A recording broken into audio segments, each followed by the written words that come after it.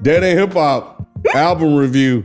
Pusha T, It's Almost Dry. Before we get into the review, make sure you guys first subscribe to the channel. Second, hit the thumbs up button, leave a comment, like button, all of that stuff. If you like this video, consider becoming a patron. Patreon.com/deadendhiphop, where you get exclusive videos over there as well. Had a series favorite artist, worst album, and we are working on a new series that we're gonna drop soon. So make sure you guys go subscribe, become a patron. Everybody know Pusha T, so I don't know if we need much of an intro, part of Clipse, et cetera, et cetera. I didn't know that he was working on a new album. I knew he had some singles that dropped, I guess, that dropped a while back, but I thought those were Lucy's at first. But nah, it's a new album. It's Almost Dry. I want to say I did know about it because I think it was on the on our anticipations list, and I think I read that off. You may have. Yeah. He sent this to Apple Music. It's an exclusive message. He said, "You can't come get this work until it's dry. I made this album while the streets were closed during the pandemic. Made entirely with the greatest producers of all time, Pharrell and Ye. Only I can get the best out of these guys. Enjoy." Yeah, that was the message that he sent. He sent that? Yeah, sent it to Apple Music. I was just wondering if he was going to retract it after them Ye verses. I think he said He said producers of all time. I don't think he meant. Rod. Only I can get the best out of these guys. He didn't say just beats. Yeah, I guess we can assume. Yeah, because the beats were fine. Yeah, the beats verses were not. You know, this Ye. Well, I wasn't yelling Ye when I heard that shit. I was like, that was a nay, bro.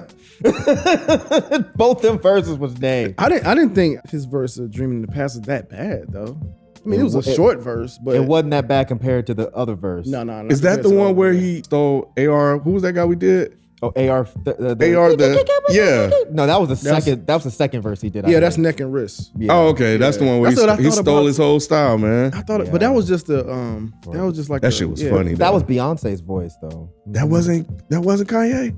No, it was a Beyonce sample. Because you can hear she's saying like, it was like a popular song. I can't think of the song, but. Did he even produce that track? I don't even think he produced that track. I was trying to look it up on the way here, man, but you could tell Pharrell shit, bro, almost. Mm-hmm. Oh wait, I might be wrong, y'all. Hold on. If he's talking about that AR little sample thing, that's Neck and Wrist. No, because Kanye wasn't even on that one. I was talking about Rock and Roll. That's the other one with Kanye on it. Kanye's not on Neck and Wrist, but that one has a beat, that weird pitch shifted Beyonce sample. Mm-hmm. Either way, it was interesting when I first played this. I definitely really enjoyed the first track, Brambleton, and then Let the Smokers Shine the Coops. And I was like, all right, whatever. I thought Dreaming of the Past was cool. You like that one? Whatever. I wasn't really rock with that. The second track. Let the Smokers Shine the Coops? I was a bit late. Oh, y'all are tripping. No, I wasn't. Y'all are tripping. That beat is so hard, and the way he was rhyming. No. Oh, y'all are. We are crazy. Dude. Where the fuck is Feefo and Beezy? God, I knew this was gonna be a problem. I need backup. I was thinking the same thing. I knew it was gonna be a problem with them not being here, but not in that way though. But man, I wasn't feeling that one. Me either. I think when I saw the name, Let the Smokers Shine the Coops, I was expecting something harder, man. Like, oh, see, I don't know what that means. Any hood that you in, I know you've been in hoods and stop. Like this stop up here used to be like when addicts shine your coops and stuff, like shine your car. I got addicts, yeah. Oh, was he mean crack smokers? Yeah. See, when he said let the smokers, I'm automatically thinking weed. So that's my fault. No. I was thinking smokers, like. Yeah. So I was like, what the fuck? Why would weed smokers crackheads? Crackheads clean your car, stuff like that. So like when I heard the beat, it didn't match to me. I was like, why? I was expecting something totally different. And I personally don't think I am, but I may be missing it because of my expectations. You're not missing anything. You just don't like the song. Yeah, you're not missing nothing. Yeah, I done listened to it way too many times. Yeah. Every time it comes on, I'm like, damn. Yeah, dun, dun. It sounds too like hype. Dun, dun, dun, dun, Yeah, and the way he was riding it, I was like, this shit is hard. I like the way he was rapping. Cool. On the Yeah, first I track. like Pusha. I like the first track too, but I mean that second track when it came in, I was like, oh, I'm about to like this album. But Yeah, I was a little let down, so I'm with you on that one, Ken. My first listen, I was like, man, I think I'm always good on Pusha T albums. yeah. I don't think I've ever really messed with a Pusha T album. I had the same feeling when I finished listening to this. I did too, Ken. I did too. For real? That's wild, yes. Wow. Yes. Same When the thing. album ended, I felt the exact same way. I was like, I think I'm straight on Pusha T's album. Why is that? I like them. I don't know. But I think I've said this before. I like them. I never returned to them. I never Yeah. returned to Daytona. I said the same thing to myself, man, and that's really weird. That's really weird that we all had that. But like, dang, bro, I don't know how they gonna feel about me saying this, but I think I'm good on Pusha T albums. Not saying it's bad or anything. It's just I don't know what the replay value is on it. It's very low for me. It's super low for me, man. It's like Pusha T is fine, Mhm. you know, but some of the beats on here, it just seemed like it was all over the place for me. It didn't really flow that well for me. And it's like I'll be feeling something and then a track would come in and take me right out. Ramilton came on, I was like, ooh, I'm gonna love this album. Oh my goodness. Unlike Myke, I was taken out by Let the Smoker Shine the Coops. So it didn't keep going for me, and it didn't pick back up until Neck and Wrist with Jay. Does it sound like he melded in? It didn't sound like a good verse. Oh no, I thought it was a good verse. Cause he always has a way of sneaking little shit in there. And I've been telling y'all this for a long time. Like even when he starts off the Phase I'm on Love or whatever, he's talking about phase on love. Like he's talking about the interview that he had when he was talking, discrediting him in the game, in the dope game. I was just like, damn, like I didn't even think about it on first listen. I was like, it gotta be something here. Cause I was with you. I was like, that verse is kind of weak. And then like I said, the more I went through it, I was like, wait a minute, it has to be something here. It has to be something here. So that was one thing. Another thing when he was just like, he's a felon. It sounds like he's a felon, but he's talking about he's a felon, which is Emory Jones is the guy that took the fall for him or whatever. And now he put him in position to, distribute the Monogram thing, the weed, the weed company that he has now. So I don't know, like it's like he throws those little nuggets in there, and I don't know, man. It sounds like a weak verse, but then when you really break it down and see what he's actually rapping about, it's like, oh shit. I thought it was a fine verse based on the little stuff. Every time I hear it, man, it just sounds like I just took the chat, bro. No, I don't know, man. I think he took it as an opportunity to throw an opportunity. I think he'll definitely try to maybe throw in a line or two that people can find or will find. But I don't know. It's just kind of like the way he was rapping on there. I don't like his flow. It just sounded like, I don't know, man. It sounded like he didn't really want to rap. I'll give you the delivery wasn't like the best, but the stuff, the little gems he threw in it, I thought was cool. I did think that was cool because the song is about neck and wrist don't lie, and then he also talks about the two watches that he has are basically one-on-ones. Like they don't, nobody else has them. I don't know, man. It fit the track. So that's why I don't think it was just a bullshit verse. I think it fit what the song was supposed to be about. You think he was trying out a new delivery or something? Like something new? Because he'll do that every once in a while. He's done that before. He did that weird. flow on Blueprint 3 before. Yeah, he did. He has? He did that flow. And I ain't really like Blueprint 3. So y'all need to get on Blueprint 3, bro. Well, since you own it, have you heard that flow? No. That's the era that I didn't like. I didn't like that flow that he did or whatever. But I'm talking strictly the little Just slick bars he throws in there. the content. So yeah, that's what I'm talking about. All right. Because I knew it had to be something there. Because like I agree, the verse wasn't that impressive, but the bars was still there though. Okay. Yeah, most of the features on this album were not good until the last track, to be honest. Labyrinth, Malice. Well, yeah. Well, I guess it's Clipse. Nigo, you like who's that Nigo? He was on Hear Me Clearly, yeah. I like that I song don't actually. know who that is. I don't either. Hear Me Clearly. I don't Hear know if I Me remember Clearly, that one. if y'all niggas fear me, something like that. Oh, yeah, but who was Nigo? Did Nigo rap? So what features are you talking about in that was better towards the end, man? Malice. Yeah, he's talking about the very last just song. like Pusha. He sounded just like Pusha to y'all. He did, and that what was funny is it actually made me go back and listen to Grinding. Grinding. Yeah. I went back and listened to Grinding. I never paid attention to the backdrop of that video. Oh yeah. So I went back and watched that. But after that song in particular, I went back again and I was like, did he always sound like that? Right. But yeah, no, he sounded exactly like Pusha T on this, except I thought his flow was fucking nasty. It was. His bars were dope. And then he cursed too. And I didn't know if he was still on his But he curse. said and shit. bitch. Yeah, but You know. I thought he was on his, holy endowed shit. I thought his verse was fucking hard. He said, I come with the love of God, but that don't mean we friends. I was like, ooh, y'all treating Christians dirty, boy. Malice, he tired of it. Shit. Yeah, I did notice that on Spotify, because that's how I listened to it, but I wasn't sure if that was a mistake or not. I don't think it's a mistake. I think maybe he might be on that Mace thing. You know how Mace he went like the God route and he came back and he sure did. That. And I think that's probably what he's doing. Especially that's a good point, Jaden. It says malice and no malice, so maybe. I mean, he wasn't. He only said bitch. It wasn't like he was. He only talking said like, bitch, but it was just like I don't know. Like you said, the rhyming sounded hard. I was just like I wouldn't expect it. Yeah. But if you listen to the lyrics, it wasn't like he was saying anything crazy. It still sounded like he was on some Christian shit. It just sounded like he was on some. I'm one of them tough Christians. Like you're not gonna just play me. I'm not getting stuck on this cross. Right. Fuck this shit. Right. Right. You're gonna find out Christian. I did not know that was Malice until now. Yeah, man. Because he sounded just like him. Yeah, because I like the DMX line that he had on that one. Oh yeah, he said. X told you hell is hot. Yeah, I thought that was dope. Pusha had a couple on here. I think it was it Dreaming of the Past? Maybe he said or it may have been the second track where he said the Rari's black. But but the hood is white. Yeah. Or whatever. So it's like making a race thing. Making a race thing. I thought that was dope. He had the line about white privilege. He said something about white privilege. About selling coke. Yeah. His white privilege. Yeah, that was a hard Yeah, one. that's what I'm saying. Pusha T was fine on here. He was totally fine on Hollering here. top 5, but I only see top me. The only way what did he say? The only at award shows, the only way y'all motherfuckers robbing me or something. I was like, damn, that's a good line. I thought that I was really dope loved the too. song though, but that was one with Ye. I think so. I don't know. I remember the bar. Dreaming of the Past. Yeah, that's one with Ye. Yeah. Yeah, Ye's verse was just dry as shit. Yeah, it was. And it was short. Like I said, it was like maybe 8 bars. It should have been short. And it sounded like he recorded it in somebody else's room. It did. I'm convinced that that's just his new style. When you said that he did it all during pandemic, I think it made sense then. Like maybe he literally did have to email it in. Yeah, it's possible.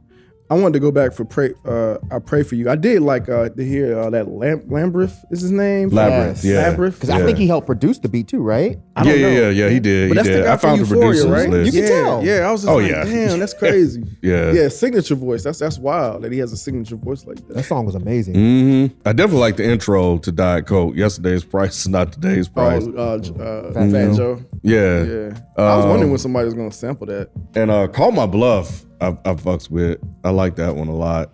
He sounded like Mace on that joint to me though a little bit. But yeah, I really messed with that one. But it was like right after that, man. It was just like cause Scrape It Off was. Oh, y'all gonna act like Scrape It Off wasn't hard. It wasn't. You gonna act like Scrape It Off? He should have scraped it off the album. Damn. I was driving like, why is he doing this young shit? And then of course it was Lil Uzi and Don Toliver. When I saw it, I wasn't scared when I saw it because I've liked Don Toliver and Lil Uzi Vert on some stuff. So I was like, okay, maybe he'll be able to utilize them the right way. But he didn't though. He didn't because I've heard them on some stuff that I was like, oh yeah, that's Lil Uzi. I like some stuff. Yeah, it's some Lil Uzi stuff he's been on that he because he was on Saba. I think he was on Saba album. Oh, and he was fine on that. And he's been fine on some other stuff. Now Don Toliver, I don't know about that. And he's one. been good on some stuff too with his voice. He has a unique voice, and I thought he's been fine, He's but unique, it just didn't alright. sound right. Y'all haters, bro. I ain't hating. I'm You just like saying. that track? No. I'm just not hating on it. But I was like, what is this young shit he's doing? Yeah. And I didn't know who was rapping until I went back and listened to it later. But I was like, oh, I don't care for this verse. And it wasn't like the verse was trash or nothing. It just didn't fit. Yeah. It didn't fit at all. And then the hook didn't fit either. So then when Pusha came in, it was just like, you're somebody's dad showing up at the young kids concert. That's what this felt like. You're probably the nicest guy here, but why are we like? It just felt like, why are you here? Why are you doing this? Yeah. I agree. That's exactly what it felt like. Because his verse was nice. Yeah. But it was just... That's what I'm saying. It's like weird. Pusha T was fine on it, but like it just didn't fit some places. And Yeah. rock and roll was a disappointment too. Woo! That shit. Oh my God. I thought y'all were gonna like that one. Ooh. Y'all fuck with Kid Cudi. No, well, It Cudi ain't wasn't about doing Cudi, regular yeah. Cudi though. He was like, he didn't kick in the Cudi-isms until the end of the song. Right. At the end of the song, I was like, there's Cudi. Right. And he sounded great at the end. Exactly. It was He actually the did other sound two good. hooks. So when you say he brought the best out of him, man, I don't know. Maybe for real. He definitely brought the best out of Pharrell. But not, Those but beats not were dope. Kanye. I don't know. I don't know if there's a remedy for Kanye. I think Kanye just does what he does, and I don't know what inspires Kanye anymore. Of course, he did all the tracks he was on. He co-produced some joints. Just so you remember, Ye did that with Books, The That was Beast, okay. and FNZ. I don't know who that is. Oh yeah, I like Just So You Remember. Just so you know, it was okay. That beat was like kind of understated, right? Like it didn't have a lot Yep. to it. And that's one that had that weird like 60s or 70s sample early. That might have been somebody singing, but it sounded like an old 60s or 70s song on the hook. That song was really good. Yeah, I like that one. Yeah, It sounded really dope. On that song. Diet Coke. That song was all right. He did Rock and Roll with Pharrell. Interesting. No, rock and roll Rock and is Roll with Kanye. and Cudi. Nah, he produced that they co-produced that. They did that together. Oh man. Well, was the beat good? I don't remember what the beat was like. Nah, it wasn't that great. Ye actually did the last track with Labyrinth, so he and Ye did that one. I like the organs that was on that last track. That shit was great. Yeah, and the other one Ye did or co-produced was Hear Me Clearly. Oh, Hear Me Clearly was And that good. beat was good. Yeah. Yeah, It did sound kind of older, vintage, sample heavy Kanye. yeah. Pharrell did the rest. Favorite tracks? My favorite tracks are Brambleton, Call My Bluff, I Pray For You, Neck and Wrist. I'll go Diet Coke. Oh, so you like Neck and Wrist? You just didn't particularly care for Jay's verse. When Jay's verse come on, it just feels like it kind of let me down. For but sure. Yeah. I don't know. The more I play Neck, because the first time I listened to Neck and Wrist, I was like, I don't know about this. But the more I was like, I don't know, it's that hook. I like it. Yeah. And that beat. Yeah. But Yeah. I do agree. Because that Drug Dealers Anonymous he was definitely better on that Pusha's track than this one. Yeah. Jay just let me down on that I one. feel you. Favorite tracks for me, Brambleton definitely, Neck and Wrist, Just So You Remember, Hear Me Clearly, and I think I'm gonna go with the last one, I Pray For You. I'm going Brambleton, Let the Smokers Shine the Coops. Definitely I Pray For You. You said you like Just So You Remember. You didn't like Just? I thought you said you liked it. Did I? Yeah, I thought you said you liked Just So I Sure. We can add that one in. Yeah, asshole. We can add that one in. Asshole. You said you liked it. Oh, that's the one with the understated Yeah, beat. yeah. Okay, yeah. Yeah. I like that one. Yeah. I got you, brother. Thank you. Wait, was that a reference to the track on here? Just so Hey you man, remember? double entendre like Okay. Jay-Z, bro. Like Jay-Z. You You know like what I'm Jay. saying? You know what I'm saying? They call me Alright. JC. You know what I'm saying? You know what I'm saying? And it almost sound like JC. Pusha T, if you're watching. Overall, I thought this was a solid album. Honestly, not a lot of replay value for me, but that is kind of how I am with most of your discography. And just to be sure, I actually went back and re-listened to all of the other albums. Fear of God 2 was the one that I was like, oh yeah, I should actually play this a little bit more. But everything else was, had good songs here or there. But overall, as a total package, it just didn't do it for me. Same thing here. There are songs that I like on here, but as a complete package, it just, I don't know. It's lacking somewhat, honestly. And I think that's where it is. But I mean, still a dope rapper, and all the other good stuff. But yeah, it's just some of them albums, man, don't quite connect fully for me. But it is what it is. And keep doing your thing, bro. Pusha T, if you're watching. I thought the album was decent. I can't front though. It didn't quite live up to, I guess, expectations. But like I said, I think your rhyming was fine on here. It's just some of the beat selections on here just didn't quite do it for me, and the features didn't quite do it for me for the most part. But yeah, man, all in all, I think it's a cool album. I just don't know what the replay value is, but that's not a testament to who you are as an artist, man. I think we all think you are a true lyricist. You have the bars. I don't know, just album direction for me just didn't quite hit for me here. But Hey man, I'm still a Pusha T fan, and I'm still listening to whatever you drop. Definitely not a whack artist at all, but man, hey, keep pushing. No, I can't. I was about to say it, and then I thought about it. I can't do that either. Hey, bro, that's how we do it. Look, Pusha T, if you're watching, this is a cool album. I don't really think that I'll return to it a lot. I don't really think I know what it is that's missing from this, but there's something that's not making me want to return to it. Your bars are dope. Your voice is great. It could just be the composition of the songs. It could be the beats that you're choosing. I'm not sure what it is, but full projects, I don't know. I definitely return to Daytona more than I think I'll return to this. I think Daytona was a better collection of songs.